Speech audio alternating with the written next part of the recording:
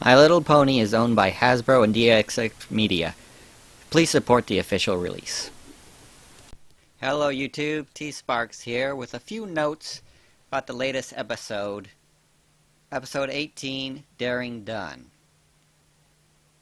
Now, this episode had so much potential.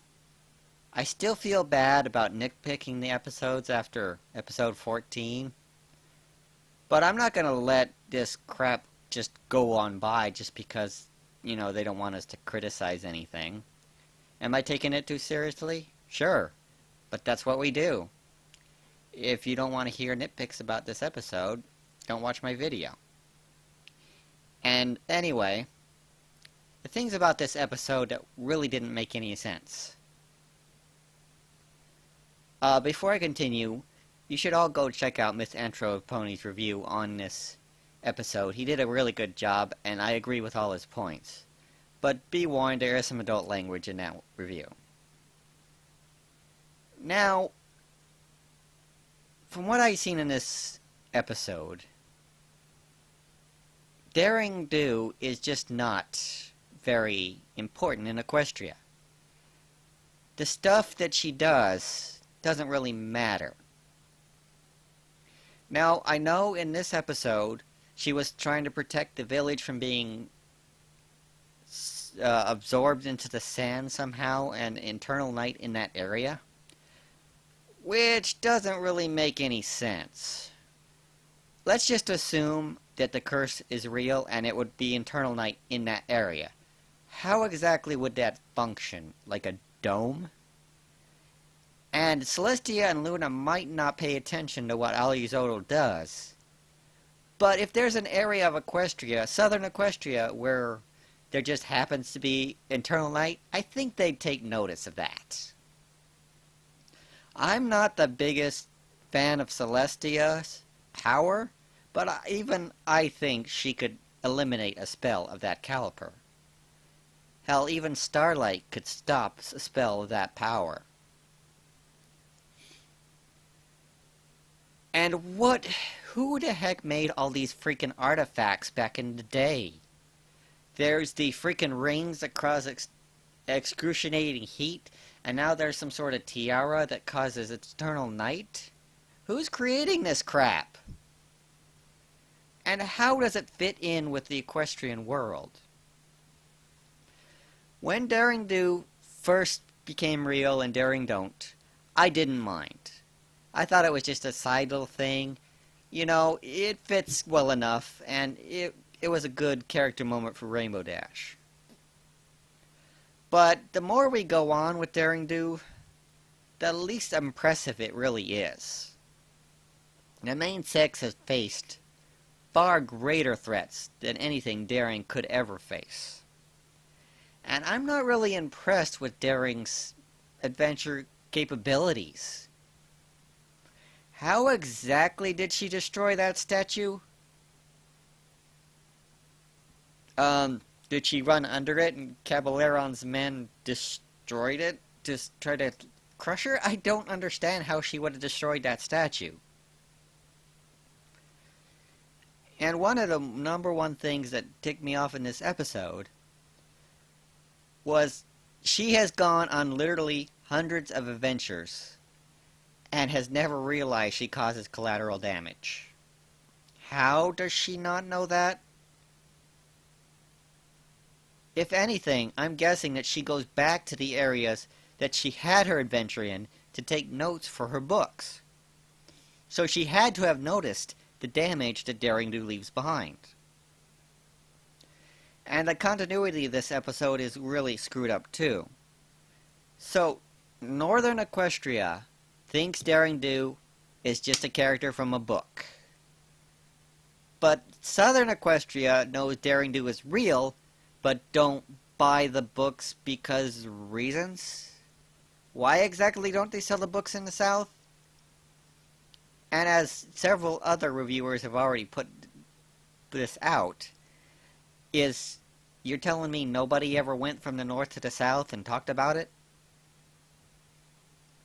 That's a little hard to believe, even for this show. I understand they're never going to get us what we actually want all the time, and they shouldn't. But this episode felt like it was just something they threw together. They said, "Oh, we need an idea for an episode. Daring Do. Okay, what's she gonna do? She's gonna retire. Why? Because she caused collateral damage. Why would she retire over that? She's got plenty of money. She can pay the damage. Because it's making her feel bad that everyone doesn't trust her anymore. Didn't the Avengers already do that? It's a story that's been done over and over again. But it was not done very well here.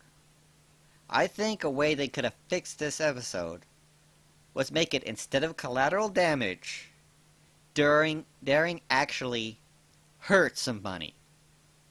Not critically, but like the statue crumbled on a couple of civilians and they got seriously injured. That would be a moral quandary. Do you keep going and risk hurting people in order to save people? That's what they did in the Avengers movie. The ends justifies the means. For some of them it did, for some of them it didn't. That would have been a great moral quandary. But instead it's, oh, people are mad at me, so I quit. Sure, I'm going to save an entire village from dying. If they all get swallowed up, they're dead. But, you know, I caused some damage to an apple cart, so I quit.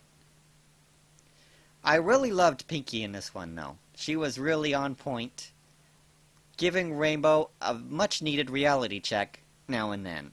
She was very sensitive of AK's personal space, and made her realize that, you know, sometimes people don't want your help. One other thing I didn't like about this episode is how easily Rainbow Dash was captured. I understand some the other times she was captured, like in the last Daring Do episode, she was trying to protect Quibblepants. And she was caught off guard in a cloakroom, a storage room, so she couldn't fly away. Here she was out in the middle of town square, in broad daylight, with a clear path of escape right above her, and only Pinky and Daring saw her. And somehow they ran so fast that they made it to the pyramid before Pinky and Daring showed up. Because Daring had to go change. Dash is getting kidnapped, just run over there. You don't need your damn pit helmet for that. Anyway, that's another thing that really ticked me off on this one. Dash didn't even try to fight back. She just stood there. Dash is not that dumb. We've seen it before in other episodes. She would have been up and gone. Anyway, why was she even just standing there? Dash always flies. It seemed like a gigantic plot hole.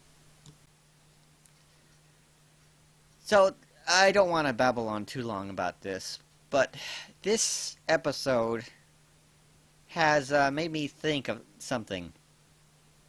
The last half of this season seems to be going on a downhill slope. I don't know if it's just me. I know some people loved these latest episodes, but starting with 15, with the exception for 16, because that was pretty good, but 17 was pretty mediocre, and 18 was pretty bad. I hope 19 puts us back on track, but so far the only good episodes in this season were in the first half. Except 14, that was a really good episode. So I hope I'm just wrong about this. But let me know what you guys think in the comments. And remember, I'm not a reviewer. I don't claim to be. This is just my crazy opinion. So that's it for this little rant. Please support the official release, and bye all.